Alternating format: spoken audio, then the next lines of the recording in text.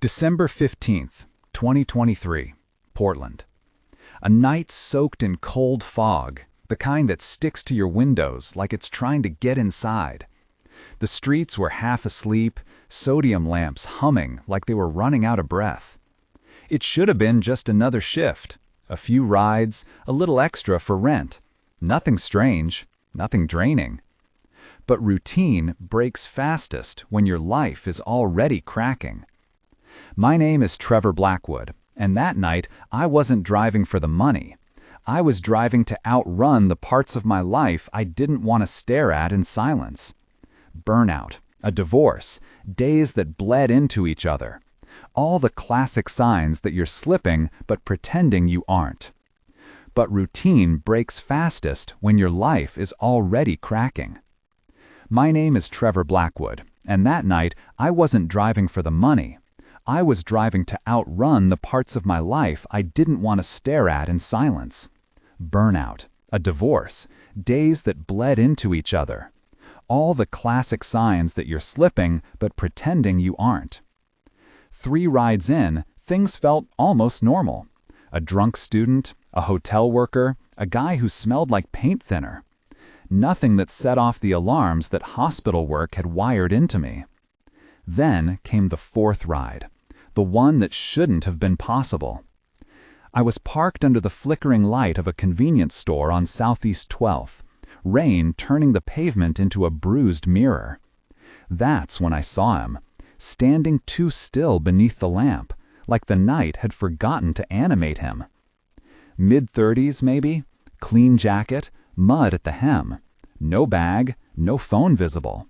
A posture too calm for 2 a.m., like he'd practiced how to look human and was still getting the hang of it. He opened the back door, sat down gently, and folded his hands in his lap as if posing for a photograph. "Where to?" I asked. He didn't hesitate, but his voice didn't match anything else about him. Smooth, measured, almost borrowed. "Riverside," he said. "No address necessary." That was the moment the routine cracked. Not because he was weird is normal at 2 a.m., but because something in him felt misaligned. The way his movements lagged by a fraction of a second, the way his breath didn't fog the window the way it should, the way the air in the car changed when he closed the door. ER instincts flickered awake. My brain started scanning him the way I used to scan incoming trauma patients. Breath, pulse, muscle tension, micro-expressions. Things you notice without meaning to. "Are you all right?" I asked. He turned his head toward me with a slow, deliberate motion. And in the rearview mirror, his eyes met mine. Calm, focused, empty in a way no human exhaustion ever looks. "I'm fine," he said. But his voice carried the quiet certainty of someone who wasn't fine, and maybe wasn't even trying to pretend. That's when the thought hit me, cold and clean. Whatever was sitting in my back seat, it didn't feel like someone who'd come from anywhere on this map. For 15 minutes, the ride was a study in small anomalies.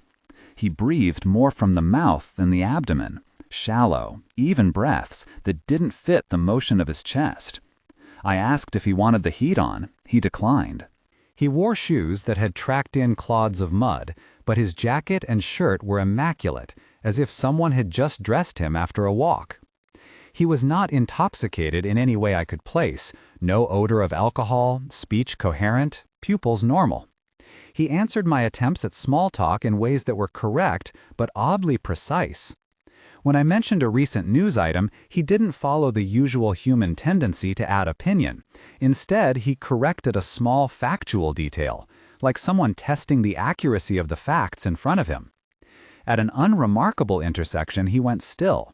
Not the kind of still where someone pauses mid-thought, but a sudden detachment where the face goes blank and the hands fall a few degrees from tension to slack. He didn't slump, he simply seemed to turn inward. I glanced in the mirror.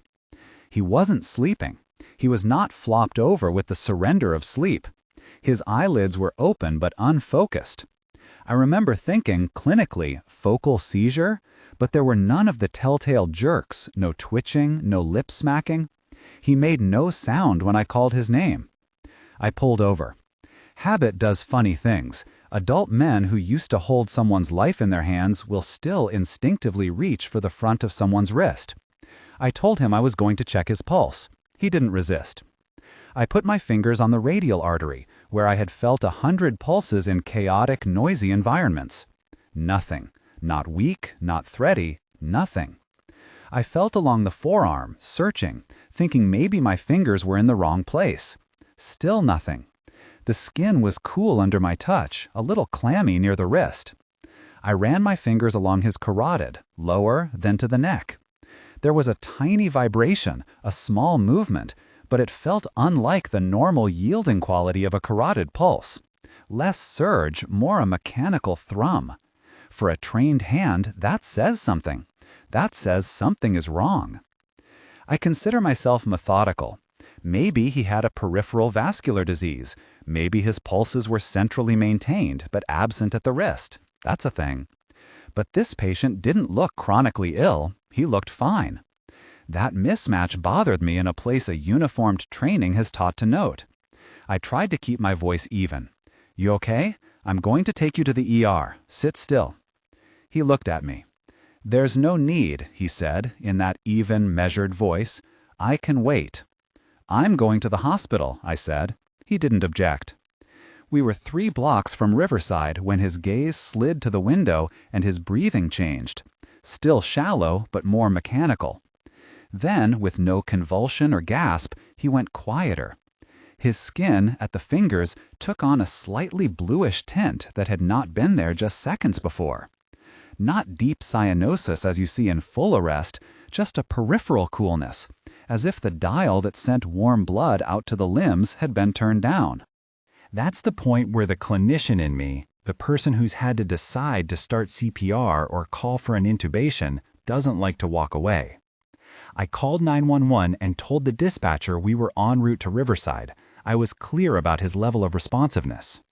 I also told her I was an ex-ER nurse with a patient showing decreased peripheral perfusion and altered consciousness. The tone of the operator changed slightly. Minutes are condensed in the way people speak when something could get worse. She dispatched an ambulance and told me to come to the emergency bay. My hand shook only a little as I drove faster than I planned. If you've never been the driver in a moment like that, if you've only been the nurse or the paramedic, you don't realize the weirdness of holding the wheel while your mind counts out potential interventions. I rehearsed in the car, check airway, breathing, circulation, prepare for rapid transport, label it as altered mental status, consider toxin, consider metabolic, stroke rule out. These are the boxes we check reflexively. For a moment, I even wondered about a panic attack, but those don't cause absent pulses. At the hospital bay, paramedic Jennifer Walsh was there as I pulled up. She jumped out, no nonsense, quick with a patient-side assessment. I handed off the short story, picked him up, passive on the ride, no radial pulse, shallow respirations, called 911 en route. She moved with the efficiency of someone who has seen the same triage scenarios 1,000 times.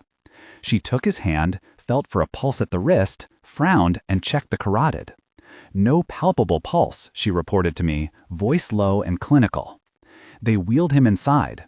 The ER swallowed us into fluorescent light and noise, monitors beeping, shoes on tile. I followed, not by protocol, but because it felt wrong to leave him there alone. Dr. Rebecca Hartwell met us in a fresh set of scrubs. A woman in her 40s, calm, decisive, someone who had been called to fight the odd and the ordinary in equal measure. She asked rapid questions: onset, timeline, medications, allergies. I gave her the facts as I had them. They placed leads on his chest and the monitor came alive. The machine that translates electrical cardiac activity into a line and a number showed a regular rhythm. The readout said sinus rhythm, about 70 beats per minute. The little beep of the monitor, comforting to many, but for a nurse like me it is a small, tidy translation of something messy, continued in a steady metronome. Sinus rhythm, Dr. Hartwell said, testing the same skepticism I felt. She asked Sarah Mitchell, the echo tech, to bring an ultrasound. Sarah arrived minutes later with the cart and the probe, a practiced professional who could find a heart in the thicket of ribs like a kid finding a toy in their sock drawer. She put the probe to his sternum and moved, and the screen filled with gray in motion. The heart moved. Chambers contracted, valves opened and closed. There was a beat. You could see it. An echo showing wall motion, ejection. For anyone who doesn't work in the field, an image like that is the definitive sign. The pump is doing something. But the nurses, Patricia Wong among them, were still reporting nothing palpable. Patricia kept trying the radial and the femoral pulses. She put a warm hand on his forearm and said to no one in particular, "I can't feel his pulses." In the cool luminescence of the ER, with the heart murmuring on the screen and the monitor reading a comfortable rhythm, the absence of palpable pulses made the room tilt into that rare place where technology and touch disagree. We started a battery of tests. I watched them collect blood from a vein that cooperated more readily than his arteries seemed to. Dark, viscous, but not clotting prematurely. Basic labs came back with oddities, the way a weather map shows a storm line. The lactate, the marker we use to measure how well tissues are being perfused, was not elevated. If someone's fingers are blue and cool and their pulses are absent, you expect lactate to rise because tissues are struggling. Not here. In fact, the lab tech looking at the numbers commented on how low it was. Lower than expected, Sarah said, and then corrected herself, below our typical detection threshold. We did a 12-lead EKG. It read a sinus rhythm across the board. Electrical activity consistent with his age group, no ischemic changes, no atrial fibrillation. The electrical system seemed intact. The ultrasound showed a contracting heart. The blood gas didn't suggest an acidotic patient. He wasn't hypoglycemic. He had oxygen in his blood, SpO2 numbers that should have been reassuring for someone with that monitor rhythm. Yet, when you pressed along the wrist arteries, the mechanical message from his body did not translate to the under 1 millimeter wave of movement my fingers expected. "Have you seen anything like this?" I asked Dr. Hartwell, because clinicians ask each other questions like prayers. She shrugged, the kind of shrug that holds clinical patience and bafflement. "We see peripheral vasoconstriction with hypothermia, high catecholamine states, toxins, but that usually comes with other signs. His labs don't match those pictures." They brought in consultants. Dr. James Martinez, cardiology, arrived with a calm gait and impatience for puzzles. He reviewed the EKG, placed his stethoscope, and listened as if the body were a book he could read. He placed his fingertips along the carotid and declared, "There's a mechanical rhythm, yes, but I can't feel the peripheral pulses reliably." He ordered a bedside Doppler to check arterial flow. The Doppler registered flow in the femoral and radial arteries in waveforms that suggested movement. But when you compare the trace on a screen to the human hand's perception, it's different. Machines recorded flow. My skin, my fingers, told me there was nothing. At this point, I was no longer just an anxious driver. I was a clinician in the room, and my professional instincts pushed me to be precise. I volunteered to assist with arterial lines if needed. They considered monitoring his central arterial pressure. An arterial line would give us real-time invasive pressure data. But placing an arterial catheter is an invasive step, something you do when other data points align. "Let's run a tempo of non-invasive monitors first," Dr. Hartwell said. All of this was clinical, measured, and routine in the sense that we followed protocols. It was anything but routine in the way it rearranged our assumptions. How many times in the ER do you get a patient whose monitor and echo tell you one narrative and the human, tactile story tells another? In training, we were taught to privilege machines for a reason. Devices often remove human error. But when machines and hands diverge, you're forced to ask which tool is giving you the truer map. At a slow, whispered moment, the man in the bed spoke. His voice came steady and clear, like a commentary. "You measure the wrong things," he said. Nobody moved for a beat. That sentence sounds strange until you hear it in context. Flatline weird. An assertion from someone in whom machines insist life continues. His eyes followed Dr. Martinez for a fraction of a second, then came back to me. "What do you mean?" Dr. Hartwell asked. He blinked. "You trust your instruments. I don't blame you. They are good at reading patterns. But pattern is not the same as person. Measurement catches part of a life. It does not capture this." He tapped his chest gently, not in a theatrical way, but as if pointing to a technical diagram. "There are rules to biology. There are margins. I live in the margins." A clinician's natural reaction to a statement like that, if you are a clinician, is to see it as a type of aphasia overlay, or a manic thought, or a dissociation. You test for tox screens, you check metabolic panels, you ask about psychiatric history. We did all of that. The tox screen came back negative for common substances, and metabolic numbers were within expected ranges for someone not in distress. His responses to simple commands were intact. He could squeeze our hands, track with his eyes, and answer yes-no questions correctly when prompted. It's unsettling when spoken words, those ordinary tools of human exchange, fit a puzzle that your instruments can't. If someone had told me a week earlier that a man could insist the lab screens are inadequate and the lab would actually show numbers that supported that claim by being too normal, I would have dismissed it as coincidence.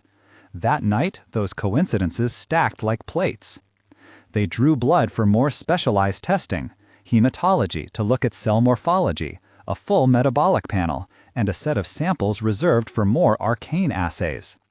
The hematology lab was quiet and procedural. Under the microscope, the tech called in Dr. Martinez and Sarah. "Look at these red cells," she said. The phrasing always makes the world narrow. When you're watching a pro point at a slide, you feel like you're in a cathedral of specificity. The cells were not clearly sickled, not schistocytes, not classic poikilocytes. They had an odd refractile pattern, a subtle irregularity in the membrane that didn't map to our usual categories.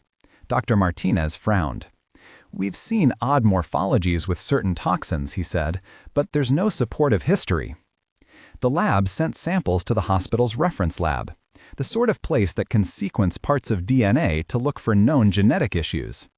I remember the phrase that came back in circumspect tones. "The sequences contain regions that don't match our reference databases." That's a careful, scientific way of saying unexpected. They didn't say unknown life form, obviously. Nobody in the room wanted to say anything that could be misconstrued as sensational. But the weight of that language, consultants pausing over a printout and looking at each other, was heavy. At some point in those hours, I realized I was no longer simply observing. I was implicated in the chain of events. The man had been in my car. My call had been the variable that moved him from the street to the bed. I had told the dispatcher we were coming. I had spoken to the triage nurse. It felt like being the last person to touch a mystery before it was opened. That feeling is different from the routine transfer of patient care. It is personal in a way that scrubs and badges usually protect against. Hours passed like something half-scrubbed by time. The shift blurred between the clinical procession and the small human gestures that make you realize life continues while examinations happen. The man ate a small portion of hospital chicken broth when the nurses offered it, though it sat uneaten more than it was consumed. He'd razz gently when a resident made a light joke. He told occasional stories in the flat, dispassionate tone of someone relaying a dream nearly forgotten. He seemed both present and not. He didn't ask questions about his condition. He seemed to expect it to make sense, or to accept that it wouldn't. At one point, when the early morning light tried to push through rain-bruised windows, the man shifted and, unprompted, placed his hand on my wrist. He looked me in the eye and said, "You felt the absence, and you acted." That was good. I remember being both proud and ashamed at my own reaction, as if someone complimented a reflex I didn't realize was available anymore. "You were dangerous out there," I said, because even then I felt the moral shape of what I had done, driving someone to a hospital they might not have wanted. He smiled, almost as if remembering something. "Danger is relative to your instruments," he said. "You will come to the same conclusion, Trevor, not because of what you feel, but because the machines make you look again." It was unnerving how he used my name. I had not given it aloud. I had not introduced myself. Small things like that register. I asked how he knew who I was. He shrugged. "I've been here before," he said. "Not like this. Mostly in rooms where microscopes decide I'm unusual and they keep me for study. I don't like study rooms." Those sentences planted a new kind of unease in the staff. Study is a word that triggers institutional curiosity. That same day, the hospital administrator stopped by to ask questions about consent and research holds, because when something looks anomalous and you don't have an explanation, the institutional machinery finds ways to study it. Consent is a strange thing in the middle of investigation. For the staff, it becomes a legal paperwork problem. For the patient, it becomes a boundary question. For me, it detached into something else, a moral discomfort I couldn't quite name over the fluorescent ceiling tiles. The hospital initiated a chain of further tests. They repeated imaging, placed non-invasive Dopplers, and, given the contradictions we were seeing, decided to put him in an observation room with continuous monitoring and security checks. I stayed until visiting hours dwindled. I couldn't not be there, though I had no title. The next day, Dr. Hardwell pulled me aside and said quietly, "You did the right thing bringing him in. We would have noticed this later, maybe too late." Her tone felt like a benediction of professionalism. She approved my action and asked me to wait in the family room while they ran more tests.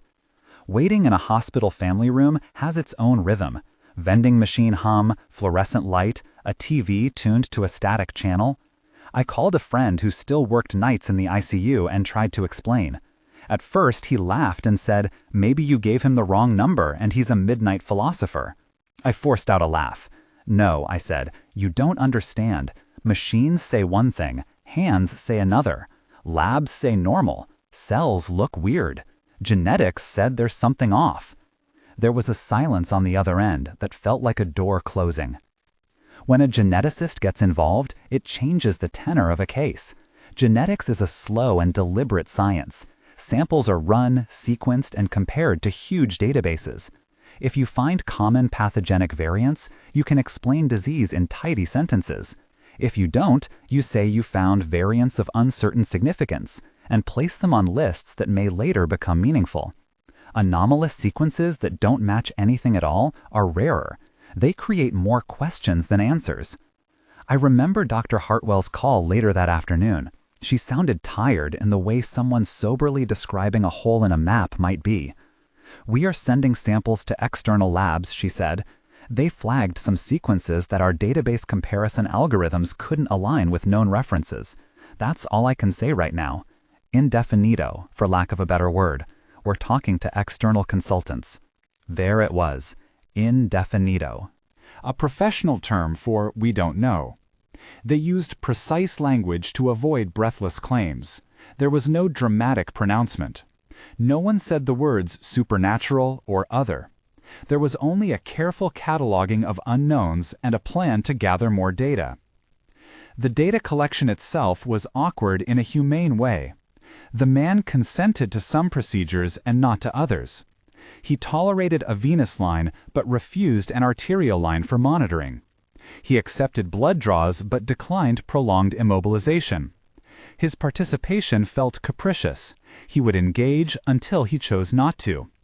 Sometimes his eyes would refocus on me and he'd say, "You should stop driving." I would laugh it off, but the laugh had a cracking edge to it. At 2 in the morning, hours after they'd taken the samples and labeled tubes and made phone calls, I got the message. The reference lab wanted more of his blood and a tissue sample for further sequencing. They mentioned in a professional, low-key way that the pattern was unusual enough to warrant a full panel. Sending samples out means the case has changed its scale. This is no longer a curiosity to be handled at the bedside. It becomes a case with logistics, transport of specimens, chain of custody, paperwork. I left the hospital that night with the kind of unease that has the texture of sleep deprivation. My hands were still cold when I turned the key in my front door. I lay awake thinking about hands and machines, about how many times uniformed knowledge tells you one thing and your senses tell you another. A clinician's certainty is not arrogance. It is a reliance on repeated patterns. That night, the pattern had ruptured. The next morning, Dr. Hartwell called me again. Her tone was steady, but with a new thread of concern. "Trevor, we had some preliminary reads back from the sequencing center," she said. "They've reported segments that don't align to our reference databases. It's preliminary, and we need more confirmatory work, but I wanted to tell you because you were involved." She used the word involved the way one uses a bandage: practical, clinical. I asked what that meant exactly. She couldn't give a layman's ready answer. Scientists use hedged language: anomalous, regions of low homology, variants of uncertain significance. Every phrase is an attempt to map unknown space without leaping into metaphor. It's the measured language that makes this terrifying in a slow, bureaucratic way. The world's experts are assembling their words carefully because words here might imply things that cannot be proved. "And the patient?" I asked. "He's stable," she said. "For now. We're keeping him monitoring." Then, one more thing. We're seeing a similarly odd profile in 2 other cases that were admitted in the past month. Not identical, but parallels that are enough to make our team think about pattern rather than coincidence. We're trying to corroborate. Hearing about 2 other cases dropped the air out of my chest in a way I didn't expect. Rare things happen. Rarer things cluster. Pattern recognition is what makes epidemiology a science and rumor a story. The idea that whatever this was might not be unique turned the experience from a single weird night into something that might belong to a map none of us had ever seen before. They asked me to come in for a formal statement: how I found him, what I observed in the car, what my palpation felt like. Being asked to document the clinical impressions of an event you only partially controlled feels odd. I wrote down what I remembered, the mundane things that later morph into the scaffolding of the narrative: his shoes muddy, no ID, calm affect, absent radial pulse, shallow breathing, monitor showing sinus rhythm, echo showing contraction, labs with improbably low lactate, red cells with odd morphology, and preliminary genetic screening with sequences not matching references. I signed it in the parking lot under a sodium lamp. That document sat in a file that would push the case further up the ladder. The very act of writing it made it more real. I felt complicit in a slow, clinical act of making a mystery into material. Boxes checked, vials labeled, notes typed. The hospital sent word that the patient would remain under observation and that they wanted to track any trace of where he might have come from. Was there travel, exposure, family contact? The patient declined to provide much. When pressed about identification, he would only say that he had been in different rooms and had tolerated being measured in the past. There was a hint of weariness instead of a narrative. I asked if the hospital was considering reporting to public health. They were. This was now an institutional problem as much as a clinical one. I left the hospital again with the sense that the night had hollowed out some of my complacency. You live your professional life with the assumption that people are, broadly speaking, legible. Their bodies will make sense if you know how to listen. That night, my tools, my hands, the stethoscope, the blood tests, the ultrasound gave me a chorus of contradictory answers. Machines and touch and labs sang different songs. Specialists used hedged English to describe sequences they couldn't place. The patient, peacefully occupying a bed, talked about margins and measurement as if he were reciting the rule that had unmade our comfort. When the hospital finally called to say that the external lab wanted to run more sequencing and would need a week, they used formal terms and promised to keep me informed. I had the impression in those sober voices that my role had been both important and small. I had noticed something, guided someone to care, and now stepped aside while the hospital enlisted the slow machinery of science. I told myself that was right. Do your part, then let the experts get to work. I didn't expect to feel the way I did when I put the car into drive after that call. The city looked different at dawn. The same rain-blurred streets now felt like a place where invisible things might be passing through on the way to other rooms. I drove home with the rearview mirror empty of faces and the sense that someone had used my car as a transition point between 2 realities: the human, touchable, sympathetic body and the data-driven body we have come to trust. That unease lodged in me. I took the car to a shop for an oil change and watched the mechanic's hands while I waited, counting pulse-like rhythms in the clink of tools. Ridiculous, neurotic things. I kept replaying the night's details, and, annoyingly, I could justify every action I'd taken in the language of training. Yet the same training told me some things did not obey our measurements, and that idea felt like a loss. They called a week later. The tone of the conversation is worth recounting because it was the first time a clinical voice read like a story. "Trevor," Dr. Hartwell said, "we have more data now. It's not conclusive. In fact, nothing is conclusive. But I wanted to tell you that this is being discussed at a multidisciplinary level. We've reached out to external specialists. We will be careful in our language. For now, we are documenting it as an anomalous physiologic profile pending further confirmation." Even in that measured reading, she sounded tired. There was the hint you hear when someone is grappling with something that upends more than clinical knowledge, a loss of certainty that bleeds into a loss of innocence. She thanked me for bringing him in and said again that I had done the right thing. I wanted to feel uplifted by that, but instead a slow coldness spread through me, like the shadow a cloud makes when it passes between you and the sun.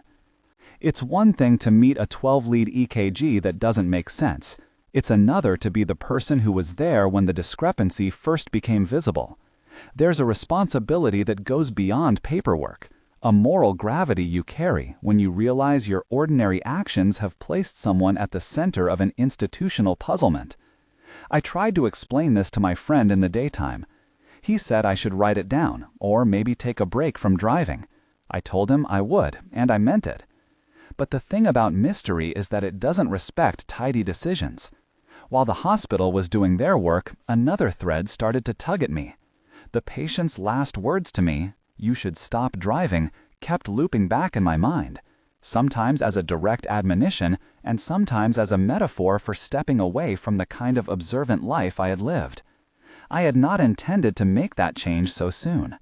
The ER had been a crucible where I'd earned confidence and then left with the weight of accumulated difficult nights. Driving was supposed to be a temporary thing, a neutral job to make the bills balanced. Now it felt like being vulnerable on the same streets where anomalies moved. When I drove again that weekend, I found myself watching congestion in a new way. I checked the hands of passengers when I could, felt for pulses in a way that was more self-possessed than necessary. I began to wonder if there were other people out there like him, sitting silently in cars and stores, their bodies misaligned with the instruments we rely on. The thought was both paranoid and professional. If I had found one such person, perhaps others existed in a pattern that would only make sense once more data was gathered. I told myself to be cautious with that thought. Medicine drills into you the need for evidence to avoid projecting patterns where none exist. It's the same restraint that keeps you from declaring a rare occurrence to be the start of an epidemic. But even as I told myself to wait, an unease threaded into my days that made my world feel slightly out of joint. A week later, Dr. Hartwell called again. "We're scheduling a formal meeting," she said. "I can't share much legally about the other cases, but they're being reviewed. We'll talk when you can come in." The tone of her voice suggested a meeting that was less scientific and more a muster, people gathering to see what, if anything, might be done. They asked me to bring a written statement and, if possible, to be ready to speak about the night in specific terms, the time, the place, how the patient presented, what I palpated. When I signed in at the security desk that afternoon, I felt the institutional machinery close around me like a slow hinge. People greeted me with the same clinical civility they'd had the previous week, but with added distance, as if there were now a categorical separation between the patient's presence and the narrative he had brought into the hospital. We met in a conference room with a whiteboard and a pot of coffee gone stale. Along the table sat Dr. Hartwell, Dr. Martinez, a representative from hematology, Sarah Mitchell, and a young geneticist on a fellowship named Dr. Lin, who introduced herself as someone who had spent the last 5 years buried in variant calling and comparative genomics. Dr. Lin set a thin stack of printouts on the table and unfolded a laptop so the group could see a series of colored bars and alignment maps that, to the untrained eye, looked like static and rain. "We ran standard QC," she said, speaking deliberately. "We checked for contamination, adapter sequences, pipeline artifacts, we ran duplicates, we exhausted the usual flags." She tapped the screen. "What remains are segments that won't align to our reference sets, regions of low homology, novel junctions. They do not map cleanly to human databases. That is not the same as saying they're non-human. It is simply indefinito." The room held that particular silence clinicians learn to recognize, the one that follows a sentence framed carefully enough that it cannot be easily retranslated into comfort. You could read fear into it if you were the kind of person who sees alarm in every pause. As for me, I felt the old, precise sort of unease that comes when a rule book you've practiced by stops making predictions. "Could it be contamination?" someone asked, the polite hedge we use before leaping to the weird. "We ruled out lab contamination," Dr. Lin said. "Different instruments, different batches, same signal. External lab, internal lab, both see anomalous sequence coverage. We're calling them low homology regions for now." She looked up at us. "We're running deeper sequencing and some structural variant analyses. It will take time." Time is a less useful currency in the ER than in genomics. In the ER, you give time away in minutes. In sequencing, you spend days, then weeks, then sometimes months. This case had become both immediate and interminable. Dr. Martinez pushed his chair back and rubbed his jaw. "From a cardiology standpoint," he said, "we have preserved electrical activity and preserved wall motion on echo. Our concern was the disconnect with peripheral perfusion. We didn't have a tox explanation, a metabolic derangement, or a cell issue that explains such a mismatch. Hematology noted an unusual erythrocyte morphology. Genetics flagged low homology regions. 2 other admissions with overlapping anomalies makes me think this isn't a random lab fluke." He read from a binder marked indefinito in black ink. Notes, timestamps, the kind of careful record-keeping hospitals generate when curiosity hardens into something they don't yet know how to name. When someone mentions the word pattern in a conference room, you can see the conversation shift from curiosity to consequence. Patterns suggest clusters. Clusters suggest epidemiology. Epidemiology suggests public health, policy, sometimes panic. None of those words appeared in our sterile conversation out loud, but they threaded through the air like a current. They briefed me on the other cases in the careful, depersonalizing way institutions use to protect identity. 2 patients admitted within the past month with peripheral hypoperfusion, discrepancies between monitoring and palpation, and preliminary genetic flags that some lab deemed worthy of cross-reference. There were overlaps. Age range roughly similar, no obvious shared exposures noted in the charts we could access, indefinito travel history. And differences. Nobody suggested a single unifying cause. Instead, the team favored a cautious approach. Collect more data, involve public health if patterns persisted, and protect staff and patient rights.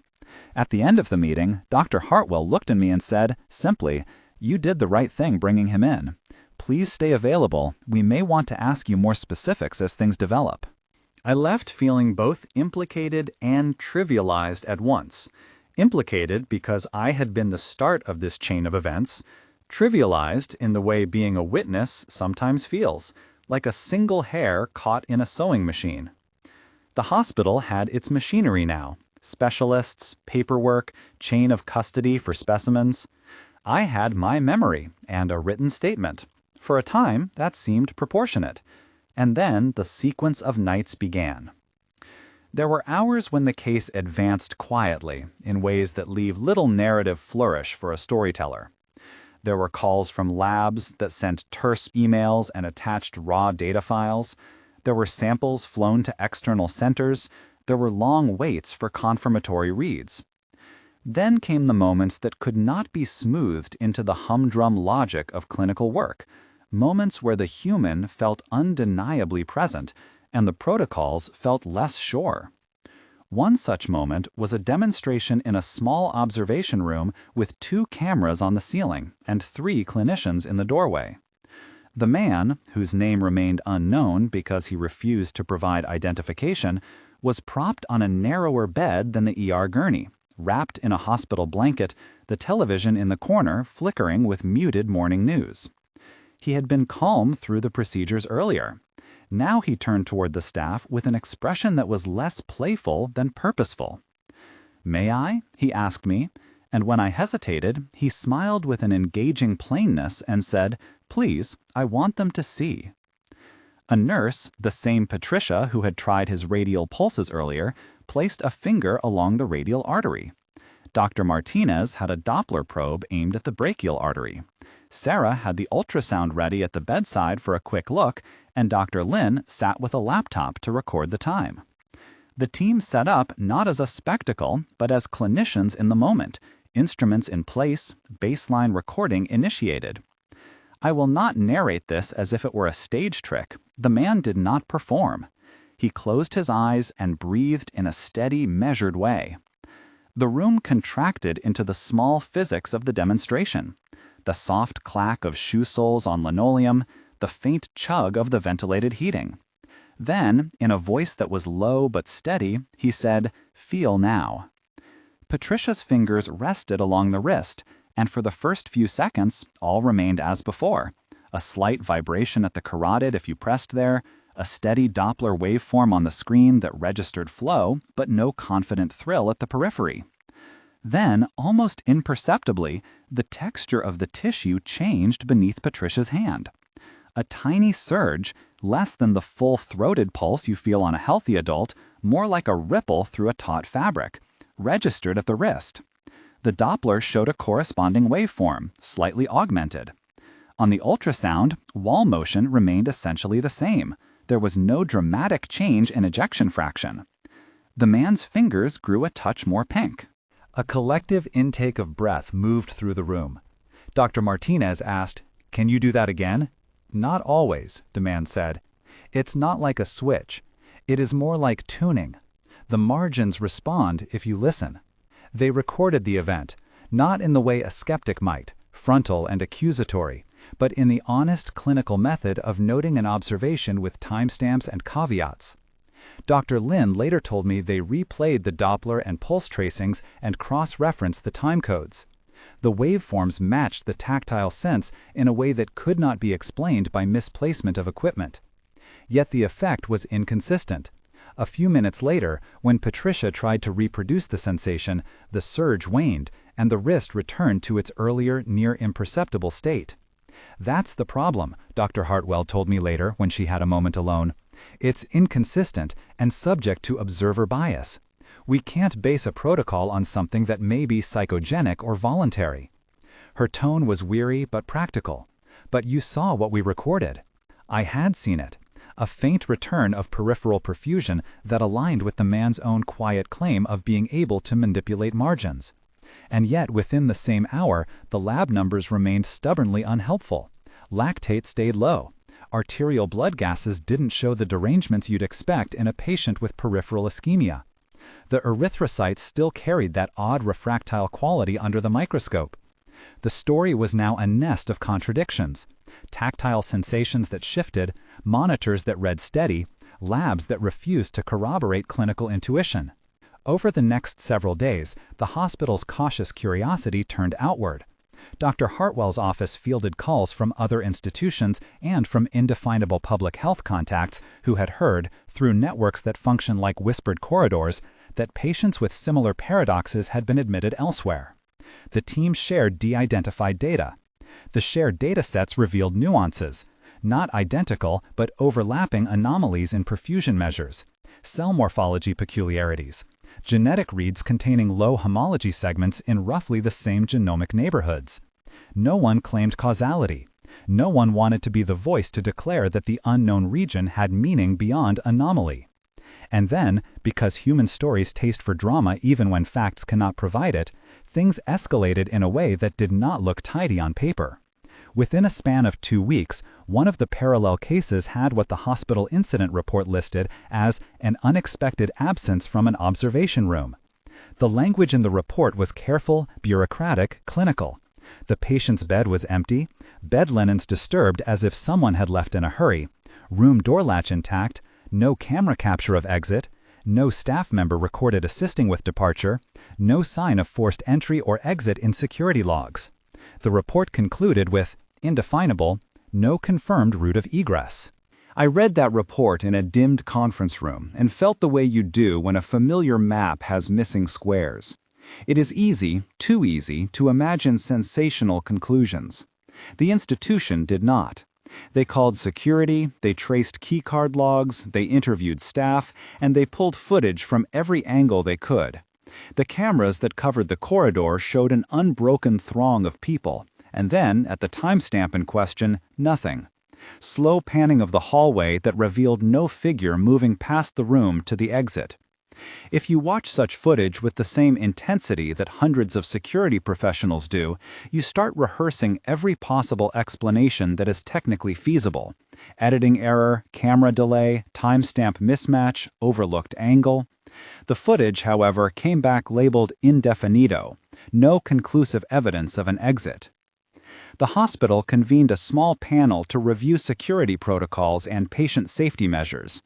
They increased checks on observation rooms, they double-locked some doors, they revised documentation. But institutional changes felt like bandages over a wound you could not see. For those of us who had been close to the original patient, the disappearance felt less procedural and more existential. If one of these patients could vanish from a monitored room without trace, what did that say about presence itself? I visited the hospital less after that. I told myself it was prudence, don't become attached to a case you can no longer influence.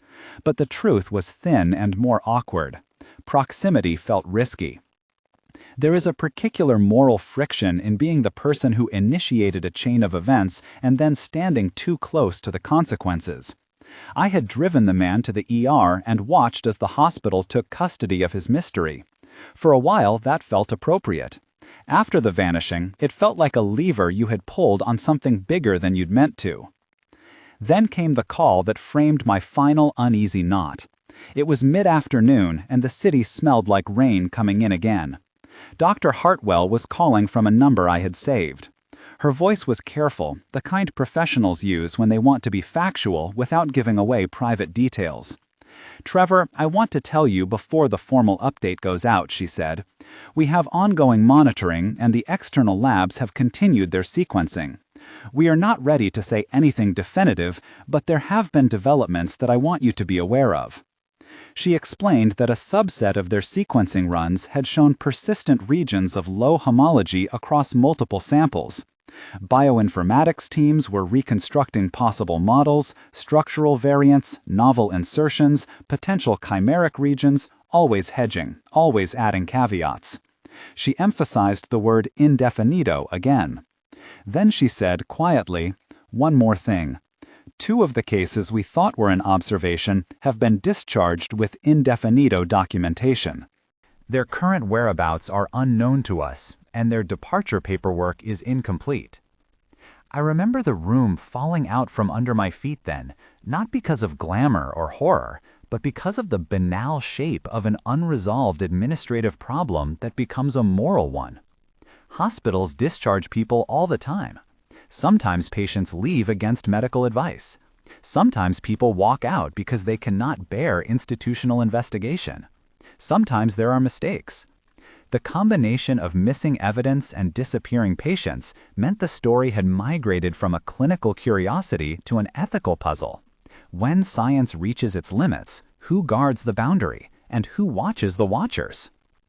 I tried to process it in the language I was trained in. You chart facts, you timestamp observations, you build a trail. But not everything wants to be trailed. That realization is corrosive in its smallness. It changes the way you look at the world because it refuses tidy categorization. A few weeks after that call, I made a decision that surprised even me. I stopped taking night shifts. I logged out of the driver app and turned the key on the car one last time for a local trip to move a few boxes. For 15 years, my identity had included a steady cadence of ambulance corridors and rapid responses. I had left that life partially by design. Now, without any legal imperative or formal instruction, I stepped away from the ephemeral role of transport that had placed me at the center of the chain. It felt like an act of self-preservation and penitence at once. Preservation because proximity seemed to attract paradox. Penitence because I was tired of feeling both helpless and culpable. People asked me later, friends, ex-colleagues, the ones who like to place events under explanatory brackets, if I felt fear. The honest answer is more complicated. Fear implies a neat object. It has a target. What I felt was a reconfiguration of trust. Trust in instruments. Trust in my hands. Trust in the assumption that bodies will conform to patterns you can measure. That trust had eroded in small increments until one night on a rain-slicked street took away its last scaffolding. I felt vulnerable not because of a phantom threat, but because a set of tools I had relied on for making sense of other people had proven to be provisional. I kept for a while a ritual that felt both childish and urgent. When I was awake at night, I would place my hand on my own wrist and feel the pulse, that small, reliable kick that had anchored countless decisions in the ER. It was a small human reassurance. Eventually, that ritual stopped being restful. I found myself measuring strangers in ways that felt like violation, seeking the surge at the wrist, mapping the color of fingernails. The city felt populated with possibilities, people whose bodies might not obey the neat metrics we trust, walking about in pocketed anonymity. I never received a decisive communique from the hospital that closed the loop. There were periodic updates, each with its hedged language. The sequencing produced more data. The bioinformatics teams published bits of technical jargon that meant little to me besides the sense that complex analyses were underway. In a few instances, the hospital was asked by an external agency for more thorough documentation. In others, they were told to maintain patient privacy while they coordinated with other centers. Without clear answers, the case settled into a gray file folder in the bureaucratic sense and into an unresolved knot in my personal sense. Months passed. Other hospitals, undefined as to which ones, reported anomalies that overlapped in some respects and diverged in others. Stories circulated in clinical forums in a way that felt both professional and conspiratorial. Some suggested the cases were artifacts of sampling. Others whispered about unknown environmental exposures. Still others, less guarded, speculated on rare genetic structural rearrangements that databases simply weren't primed to catch. No consensus materialized. My own role receded to a single page of typed statements and a few phone calls that no longer seemed to matter in the machinery of large research projects. I thought for a while that maybe my leaving would lessen the weight. It did not. If anything, absence intensified the question of responsibility. In the middle of that winter, I found myself answering less and less when friends asked how I was. I stopped going through the motions of small talk at the store. I told fewer stories about the ER. Part of the isolation was practical. The curiosity in me had to be set aside to function. But part of it was moral. I felt like someone who had pushed a button and not known what would come up on the screen.